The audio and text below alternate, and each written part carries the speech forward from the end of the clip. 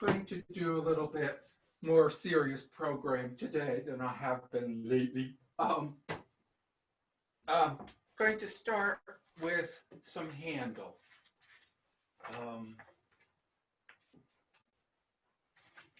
Going to play the first three movements of the suite in G major. It doesn't give a number. It's in the Handel Works catalog. It's number 441.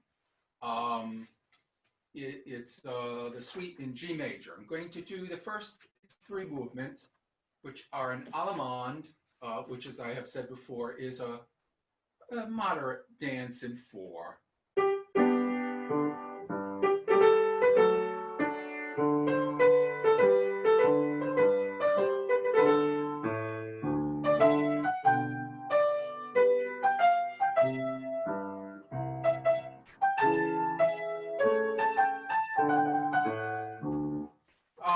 Which is usually followed by a Courante, but Handel, between the Allemande and the Courante, puts a movement which has no dance title, and the editor has put a tempo indication of Allegro on it, but I'm sure that's not in the original manuscript. It's sort of like, it's almost like something you'd expect as a prelude.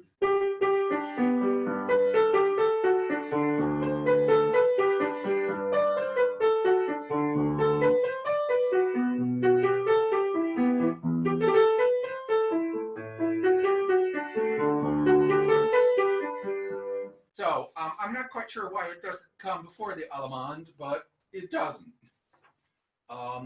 And then that is followed by the expected Courante, which is a quick dance in three.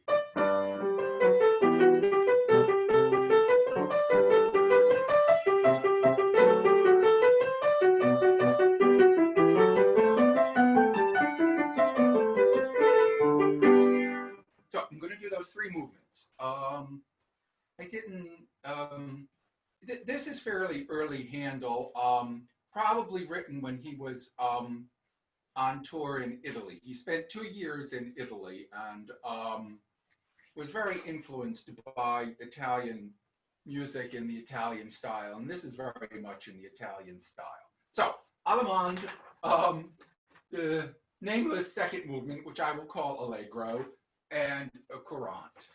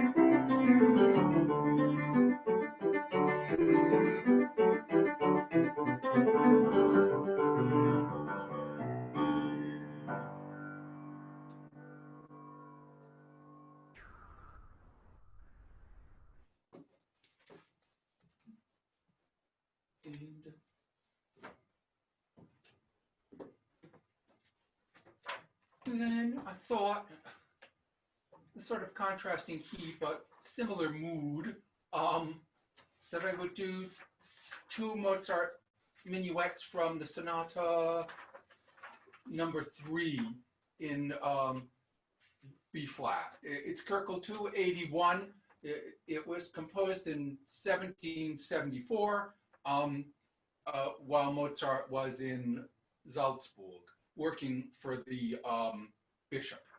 And he was looking, frankly, to leave the bishop's employ and move to a bigger venue. And, oh, wait a minute. Pardonnez-me. It's Sonata number 4, not number 2, number 4. Same bit, though, written in 1774 in Salzburg. A pair of sonatas that he wrote, hoping to leave Salzburg and move to Vienna, or at least a bigger city than Salzburg. And he wasn't happy working for the bishop. He didn't particularly care for writing religious music. The Bishop of Salzburg was a violinist, but not a very good one. So Mozart wrote some violin concertos for him, but all the hard parts he farmed out to the concertmaster of his professional orchestra. So he played all the easy parts, and the concertmaster played all the hard parts. It took Mozart another couple of years to make it to Vienna, but these piano sonatas were part of an attempt to broaden his horizons. As I said, 1774, Köchel 282. These are two minuets. Minuets are almost always done in pairs. You have a first one, this one.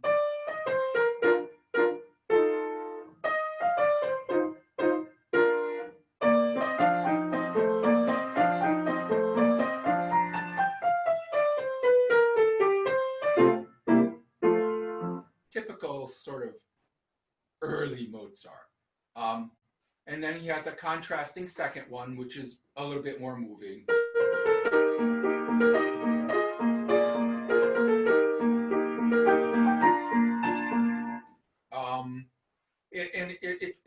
It's amazing. There are already very typically Mozartian things about it, and his harmonies.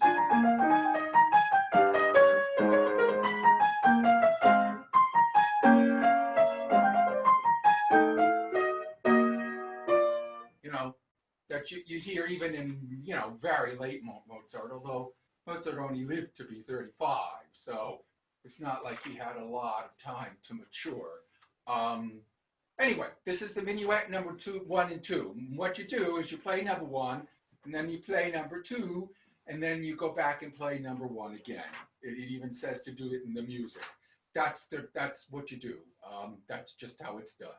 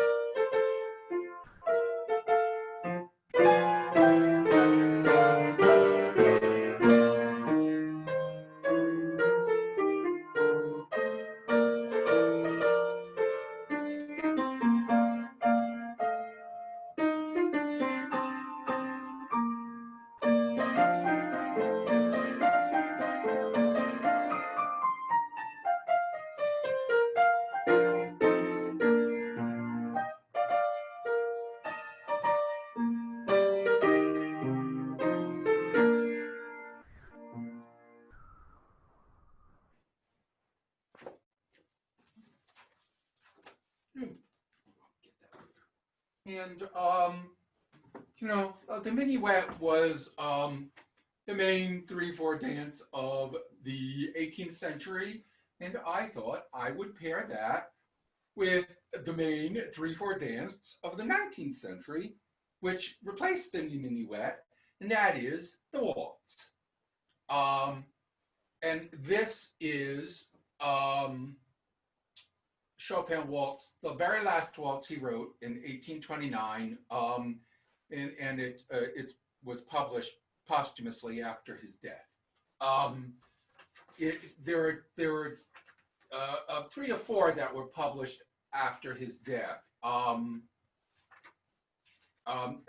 They're the only ones that don't have dedications. As I said, all the other ones are dedicated to these very wealthy women admirers of his, either in recognition of the fact that they had supported him or in hopes that they would make a financial gift and support him, which is how composers lived back then. I mean, there wasn't anything disreputable about it or anything. So, but he definitely, as I said, wrote these with an eye to patronage. But this one was published posthumously and has no dedication. He apparently composed it in 1829, which is the year he died.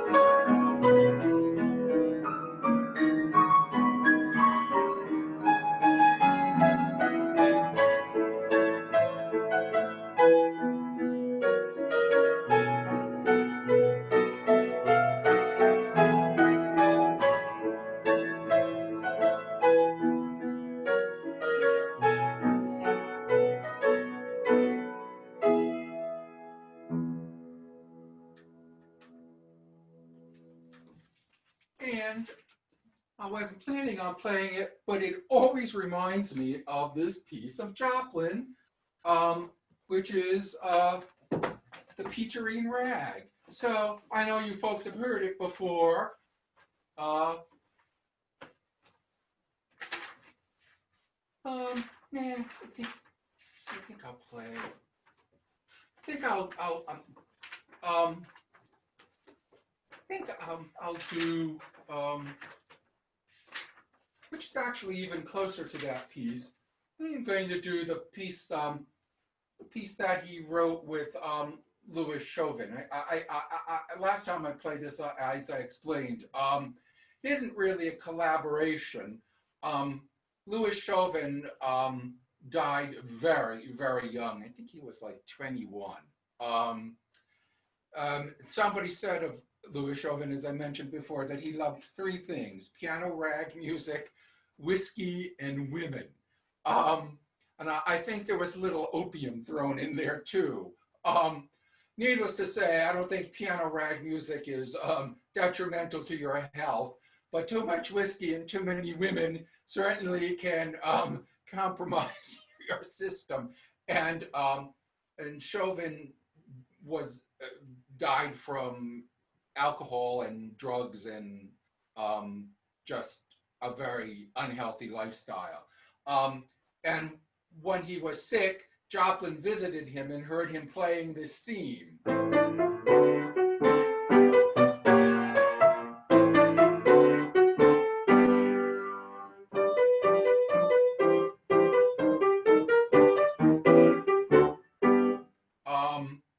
And a little bit of the second theme.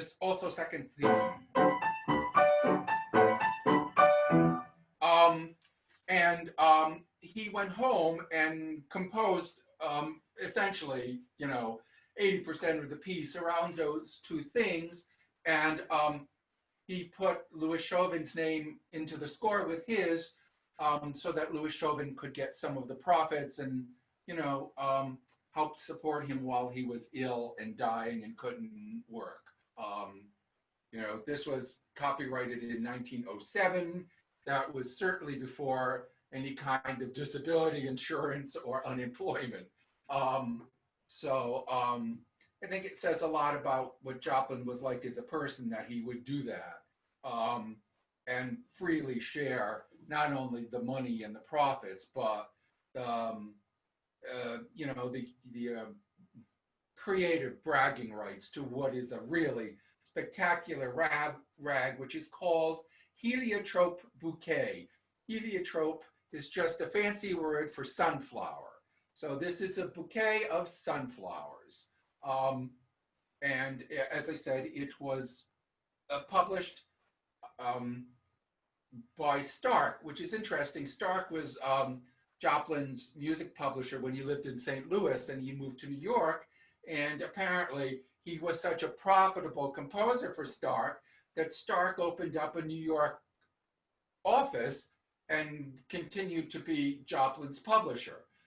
So it says here, copyright 1907 by Stark Music Company and Publishing Company, New York and St. Louis, which I think is interesting because they were actually a St. Louis house. Anyway, this is Heliotrope Bouquet, a slow drag two-step.